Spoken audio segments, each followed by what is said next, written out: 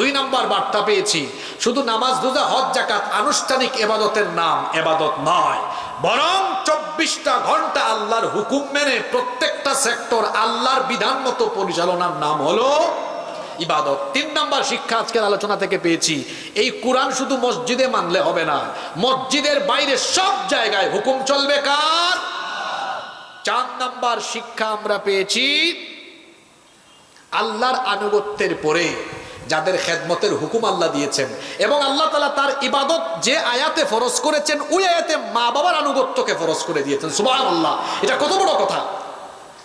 5 নম্বর শিক্ষা হলো, পিতামাতা এমন সেনসিটিভ, মা বাবাকে কষ্ট দিলে নামাজ রোজা হজ যাকাত মাহফিলে 1 লাখ টাকার সদকাও শেষ, নষ্ট, বিনা হিসাবে জাহান্নাম, বিনা হিসাবে। এজন্য বাবা মাকে কষ্ট দেওয়া যাবে না। আমি আপনাদেরকে অনুরোধ করব, যদি কেউ আব্বা আম্মাকে মনে কষ্ট দিয়ে থাকেন মাফ চাইবেন। আমি আমার একটা ব্যক্তিগত আমল যুবক ভাইদেরকে উদ্বুদ্ধ করার জন্য বলে যাই, আমি যখনই বাড়িতে যাই, আমার বাবা বেঁচে নেই, যখনই বাড়িতে যাই, যতবার মায়ের সামনে যাই ততবার মাকে বলি, মা যদি কোনো কারণে আমার উপরে অসন্তুষ্ট থাকেন দয়া করে মাফ করে দেন। আমার মা প্রায় সময় বলেন, তুমি এতবার মাফ চাও কেন? তখন আমি বলি, আম্মা আমি চাই না কোনো একটা কারণে আমার উপর অসন্তুষ্ট নিয়ে আপনি দুনিয়া থেকে যান, কারণ এটা আমার আল্লাহর হুকুম, আপনি অসন্তুষ্ট হলে আমার সব আমল বাতিল হয়ে যাবে। বাবা মা যাদের আছেন, ভাই একটু রাতের বেলা রুমে গিয়া বলেন, বাবা আপনার মাথাটা টিপে দেই, পাটা টিপে দেই, ঘুম পাড়াই। ছোটবেলায় আপনারে ঘুম পাড়াইছে কে? আপনার বাবা মা। আপনি আপনার বাবা মাকে ঘুম পাড়ান। কয়জন ভাই এখানে আছেন আমি জানি না, যে রাতে বাসায় থাকলে মা বাবাকে ঘুম পাড়ায় তারপরে ঘুমান? কয়জন এখানে আছেন সর্বশেষ কোন দিন আপনার আব্বা আম্মাকে একসাথে নিয়ে বসে খাবার খেয়েছেন, মাছের বড় টুকরাটা, গোশতের ভালো টুকরাটা আব্বার প্লেটে আম্মার প্লেটে দিয়ে বলেছেন, আব্বা আপনি এটা খান? সর্বশেষ কবে করেছেন মনে করে দেখেন। সর্বশেষ কবে আপনি বাজার থেকে ফল এনে লুকাইয়া আম্মার রুমে গিয়ে বলেছেন, আপনার একটু মুখে তুলে খাওয়ায় দেই? আপনি তো ছোটবেলা আমার কত মুখে তুলে খাওয়াইছেন। মা বাপ বলবেন দরকার নাই দরকার নাই, কিন্তু খাওয়াই দেন। মা বাপ খাবে আর মনে মনে বিড়বিড়িয়ে বলবে, আল্লাহ আমি আমার ছেলেটার উপর খুশি হয়েছি, তুমিও তার উপর খুশি হয়ে যাও। সুবহানাল্লাহ, দুনিয়া আখিরাত আপনার সফল হয়ে যাবে। অনুরোধ করে যাচ্ছি, আব্বা আম্মাকে কষ্ট দিবেন না, আব্বা আম্মাকে আঘাত দিবেন না।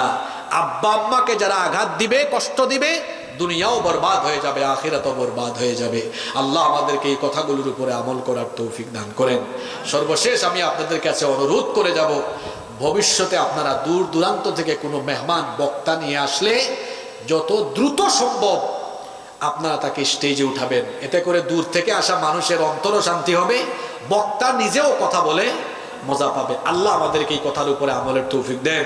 মাহফিল কমিটির সভাপতি সাহেবের বক্তব্য থাকলে শুনবো, না থাকলে আমি মুনাজাতের আগে, অনেকেই বসে থাকেন যে হুজুর যখন দোয়া করবে প্রধান অতিথি, দোয়ার আগে আমি একটু দানে শামিল হব, এই আশায় অনেকে বসে থাকেন। এজন্য এমন কেউ থাকলে আপনারা দিয়ে দিবেন, আমরা আপনার জন্য দোয়া করব।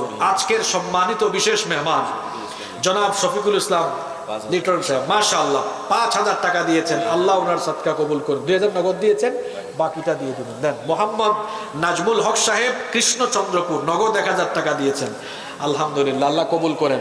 মা বোনদের প্যান্ডেলে কি আপনারা দিয়েছিলেন ব্যাগটা? মাশাআল্লাহ, আল্লাহ মা বোনদের সদকাও কবুল করেন। আপনারা আমারে রেখেই চলে যাচ্ছেন, কি আজীব অবস্থা। সবাই বসেন, আমরা মোনাজাত করব ইনশাআল্লাহ। আপনাদের সভাপতি সাহেবের কোনো কথা আছে? নাই? আচ্ছা, আল্লাহুম্মা আমিন।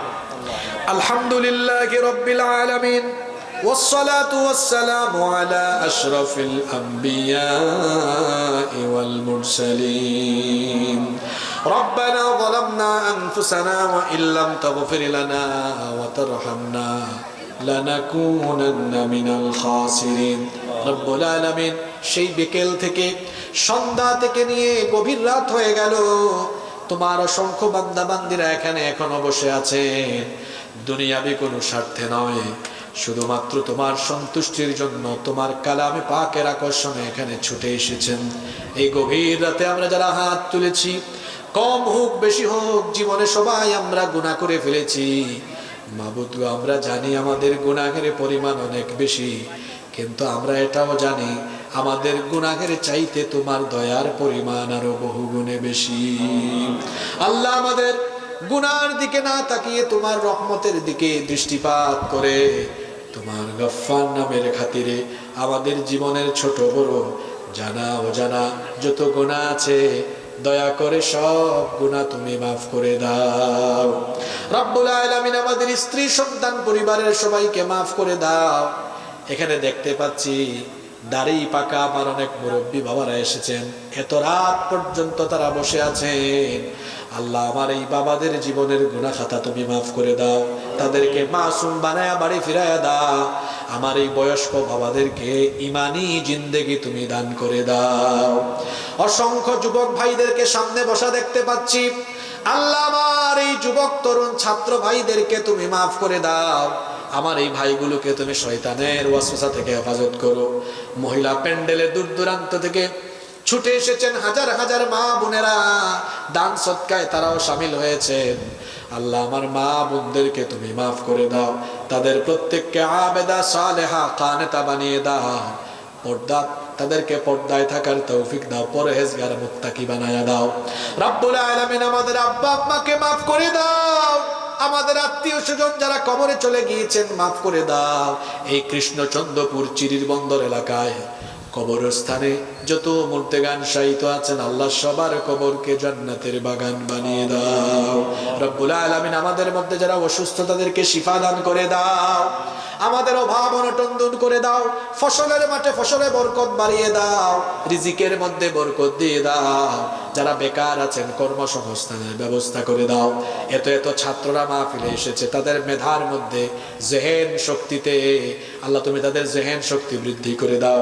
স্কুল কলেজ মাদ্রাসার স্যারেরা উস্তাদেরা এসেছেন, আল্লাহ সবার ইজ্জত সম্মান বাড়িয়ে দাও। আমার ডানে বামে অনেক গুরুত্বপূর্ণ মেহমানরা বসে আছেন, বিশিষ্ট ব্যক্তিরা বসে আছেন, আল্লাহ তাদেরকে তুমি মাফ করে দাও, তাদের ইজ্জত সম্মান বাড়িয়ে দাও। এই মাদ্রাসা দারুল হাদিস রহমানিয়া হাফেজিয়া মাদ্রাসা এবং এতিমখানাকে আল্লাহ তুমি কবুল করে নাও। এই মাদ্রাসার সম্মানিত সভাপতি, সেক্রেটারি, কোষাধ্যক্ষ, অন্যান্য দায়িত্বশীল যারা আছেন আল্লাহ সবাইকে তুমি মাফ করে দাও। মাদ্রাসার সম্মানিত মুহতামিম সাহেব, সম্মানিত আসাতেজায়ে কেরাম যারা আছেন সবাইকে মাফ করে দাও।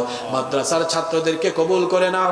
এই মাদ্রাসার যত অভাব অনটন আছে আল্লাহ দূর করে দাও। আজকের মাহফিলে তোমার অসংখ্য বান্দা বান্দিরা দান সদকা করেছেন, আল্লাহ সবার দান সদকা তুমি কবুল করে নাও। দূর দূরান্ত থেকে যারা মাহফিলে এসেছেন আল্লাহ তাদেরকে নিরাপদে বাড়ি ফিরে যাওয়ার তৌফিক দান করে দিও। মিডিয়ার অনেক ভাইরাও দূর দূরান্ত থেকে ছুটে এসেছে, গভীর রাতে বাড়ি ফিরবে। আল্লাহ রাস্তাঘাটে তুমি তাদের হেফাজত এবং নিরাপত্তা দানকারী হয়ে যাও।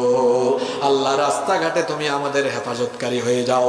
সাল্লাল্লাহু তাআলা আলা খায়রি খালকিহি মুহাম্মাদিন ওয়া আলিহি ওয়া আসহাবিহি আজমাইন বিফদলি সুবহানা রাব্বিকা রাব্বিল ইজ্জাতি আম্মা ইয়াসিফুন ওয়া সালামুন আলাল মুরসালিন ওয়ালহামদুলিল্লাহি রাব্বিল আলামিন ওয়া জাআল আখিরা কালামিনা ইনদাল মাউতি লা ইলাহা ইল্লাল্লাহ মুহাম্মাদুর রাসূলুল্লাহ।